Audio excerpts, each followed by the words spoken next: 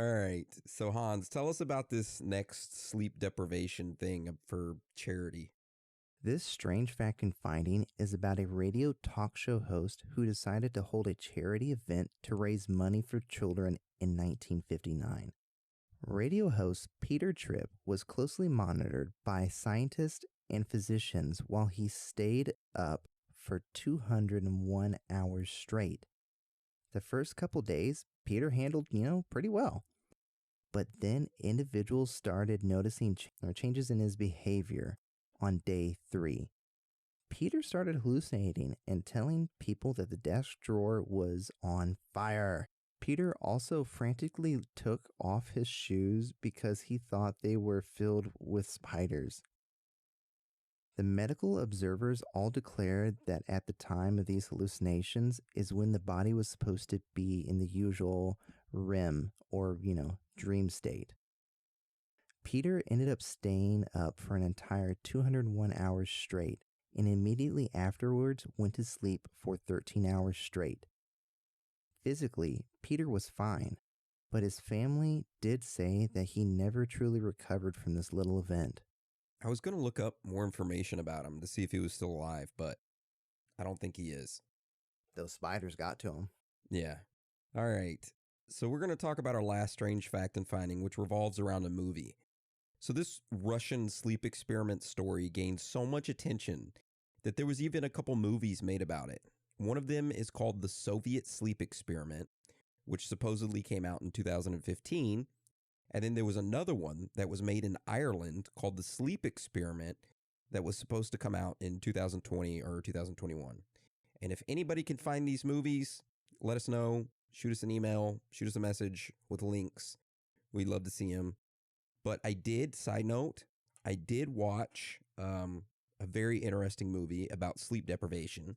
Well, not really about sleep deprivation, but all of it is caused by sleep deprivation. Have y'all seen The Machinist? Yes. With Christian Bale? Yeah. Yeah, so he stays up for like an entire year and loses like a ton of weight. You know how he did it, right? Like in real life, how he got the ready for the role? Yeah. Coke? No, he ate an apple a day. Oh my God. That's it? Yeah, for like 2 months. Doing the Christian Bale diet. Let's go. Screw that. I love food too much. And I love sleep too much. I can't stay up for long periods of time. Well, I mean, I have before when I was younger. Okay, side note. The longest I stayed up was probably like almost 2 days. And I worked 2 jobs. I worked a night shift job as a security for Walmart and a day shift job as either a pool boy or like a contractor for like a house builder. And I was up for almost 2 days straight. And I was driving home from my security job at Walmart. And I had about a 45-minute drive home. And I started hallucinating. I started seeing like rabbits running across the road. I started seeing skulls fly into my window. Dude, it was bad. It was real bad. What about you, Hans? I know you said you stayed awake for a long time. All right. So many of you know that I was in the Army.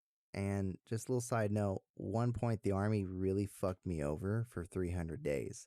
But before that 300 days started, I had to be like watched consecutively. Now, me being paranoid of the military at that time, I just wouldn't sleep. And I stayed up for about 2.5 fucking days. And I'll tell you what, I was the most paranoid person. I saw some weird shit. Like, I could have sworn that the guard was talking to me, but the motherfucker was asleep. Like, I remember, like, kind of, like, whispering back. And I said, no, I could have sworn he was asleep. And I, like, closed my eyes. You know, you rub them when you're a little tired. And I opened them, and he was just there asleep. I said, what the fuck? Oh, that's crazy. And then when I was in SEG, there was this dude named Shepard. He also prevented me from sleeping for 2 days straight till they sedated his fucking ass. What was his name again? Shepard. I don't remember his Shepard. first name. Yeah, fuck you, dude. Fuck you, Shepard. We're coming for you. He's probably still in fucking prison. So here I am in SEG, and I'm just like, God bless. Oh, by the way, Hans is not a convicted felon. I promise you that. He was innocent, ladies and gentlemen. Innocent, and innocent. I pimped that ass out for peanut butter. That's a story for another day. Hit me up if you want to hear it. But they had a window, so I kind of knew that it was nighttime. And I'm like, okay, Shepard finally shut the fuck up, because he would scream all day and launch trays out the fucking little hole and like run and bash his head up against it. And I'm like, God damn, I can finally sleep. And all of a sudden, like, I hear him move. I'm like, no. And his room had no windows and he couldn't see what time of day it was. But he had one of those like face coverings on that cover your eyes. And he walked up to the door in the window and put his hand out and said, I can feel the moon calling me. What the fuck? The hell? I'm like, am I hallucinating? What the fuck is this guy doing? And before I knew it, he had fucking shit in his hand and started smearing it on the fucking windows and screaming again. What is up with people and shit and just being sleep deprived and shitting on things? What's up with Have that? you never tried it, Aaron? It's very therapeutic. Yeah. No, yeah. absolutely not. That's disgusting. Waffle stop that, but yeah. And like I can say personally, from the being paranoid, I wasn't like kept up by anybody. It was just my paranoia. But Dan and Aaron can tell you, I don't sleep. I don't. That's true. Well, when you were up here, you slept a couple hours, but not a lot. A very light sleeper. Yeah, I sleep from about 2 to 4 hours. And like I've been prescribed sleeping meds and I've kind of hit it to where I've plateaued to where they don't work anymore. I can't do sleeping medicines. I tried it once, tried Ambien once. Never again, because it did not put me to sleep. And I actually started hallucinating with that shit.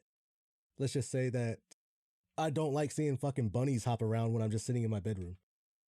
And literally hopping in the air just out of nowhere. What's the longest you stayed awake, Dan? I would like to say about 3.5 days. Jesus Christ, what were you doing? So this was like actually right after high school. And I just found out about the Bleach series. I don't know if y'all ever watched it. Probably not. Okay, Hans, you have? What is that, an anime or something? Yeah, anime. So I've never seen it. Oh my God. So I started watching it and I ended up binge watching a lot of it. But I ended up, for some reason, after the first day of staying awake, I end up getting into this cleaning mode to where I couldn't stop cleaning. It was mostly me just moving stuff around in my room. And then like after the second day, it just continued from outside the room to the rest of the house. And I'm just moving shit everywhere. Not really cleaning anymore, just moving stuff around because I thought I was cleaning, but literally I was just moving shit everywhere. And then finally, I think my brain shit just gave out and I end up passing out in bed. Don't remember a damn thing on like how I went to sleep. It was like everything in my room was like on, moved around. I don't know. It was a weird time. Somebody slip you some speed or something? Jesus. Right? Something. I don't know, man. That was like the only time I ever stayed up that long and literally don't know what I was really doing other than thinking I was cleaning. Dude, I was vacuuming shit in the middle of the fucking night too. Dude, did your parents like wake up? I'm like, why the hell is the kitchen table in the living room and all the sofas are in the kitchen? What the? Well, they did wake up when I was vacuuming in the middle of the fucking night because I didn't know what time it was anymore. Our Daniel's on drugs. You doing that dope there, boy? I never touched any of that stuff in my life. All right. So let's get into some theories about this story. Who wants to start us off with the first theory? I can. Go for it. So this is like the most probable theory currently because this was just, a made up story on the creepypasta that someone just decided to write. Pretty good story though, I'm not gonna lie. They just wrote a really good story that at the time was, was like this could have happened, but there's no solid evidence, nothing, no bibliography to back it up. I mean, it kind of falls in line, with the stories from, what the Nazis, the SS were doing, as well as kind of what Unit 731 did, which, if you haven't heard that episode, you should go back and listen to it. The Japanese, they did some really fucked up experiments as well. And I'm not trying to discredit it because it's post World War II, Soviet Russia's ramping up on their screwed up shit they're going to start testing on.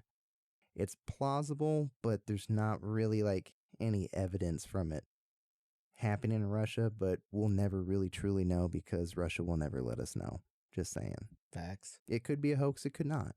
You choose. Maybe it could be like a partial hoax.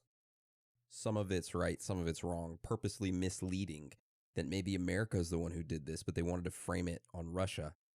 So they put Russia as the story. I don't know, just freeballing. Hey, could be possible. Yeah.